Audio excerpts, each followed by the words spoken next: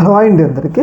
మనందరికీ తెలుసు, రీసెంట్గా తెనాలిలో జరిగిన ఘటన అనేది దేశవ్యాప్తంగా కూడా ఒక పెద్ద చర్చగా దారితీసింది. ఆ సంఘటన ఏంటంటే, ఏదైతే ఒక ముగ్గురు యువకుల్ని పోలీసులు నడిరెడ్డు మీద దారుణంగా కొట్టిన సంఘటన అనేది దేశవ్యాప్తంగా కూడా ఒక పెద్ద సంచలనంగా మారింది. పోలీసులు మరి ఈ స్థాయిలో ఎందుకు దారుణంగా కొట్టారన్న చర్చ విమర్శ కూడా వచ్చిందనమాట. అయితే ఈ సందర్భంగా ఈ ఘటన మీద ఏదైతే పోలీసులు ఎందుకు కొట్టారు అనే అంశం మీద హోంమంత్రి అనిత గారు స్పందించడం జరిగింది. ముఖ్యంగా ఈమె చెప్పేదాని ప్రకారం ఏంటంటే, వాళ్ళ ముగ్గురు కూడా క్రిమినల్స్. వాళ్ళకి గతంలో ఏదైతే క్రిమినల్ ట్రాక్ రికార్డ్ ఉంది, వాళ్ళ మీద పదుల సంఖ్యలో కేసులు నమోదైనవి.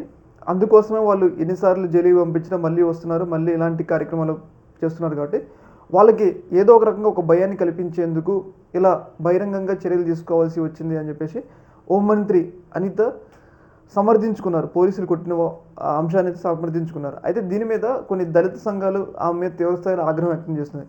ఇప్పుడు హోంమంత్రి అనిత కూడా ఒక దళిత వర్గానికి చెందిన మహిళే.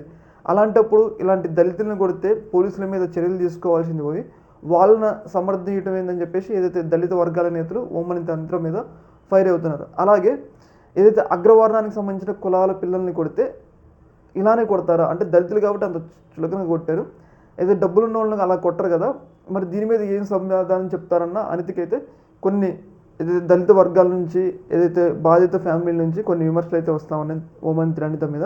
ఏదేమైనా కానీ ఓవరాల్గా ఏదైతే ఈ యొక్క అంశాన్ని ఆమె సమర్థించుకోవడం జరిగింది. అంటే ఒక రకంగా ఏంటంటే, దళితుల్ని కొట్టడం సమర్థనీయమే అన్నట్లుగా ఆమె మాట్లాడటం జరిగిందనమాట. ఈ యొక్క అంశంలో కొన్ని భిన్నాభిప్రాయాలు వ్యక్తమవుతున్నాయి. కొంతమంది అయితే కొట్టడం కరెక్ట్ అంటున్నారు, కొంతమంది కొట్టడం కరెక్ట్ కాదంటున్నారు. ఏదేమైనా కానీ ఇది ఒక పెద్ద రాజకీయ అంశంగా మారిందనమాట. ఈ యొక్క అంశంలో మీ యొక్క అభిప్రాయాన్ని కింద కామెంట్లు తెలియజేయండి. Okay, thank you.